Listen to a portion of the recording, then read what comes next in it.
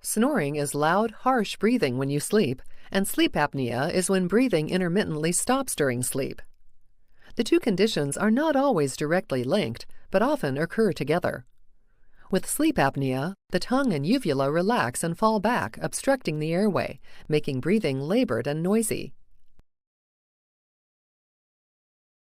Someone with obstructive sleep apnea may stop breathing for 10 seconds or more many times each night, resulting in daytime sleepiness and potentially other associated health problems. A successful method in managing mild to moderate obstructive sleep apnea and snoring is the use of an oral appliance.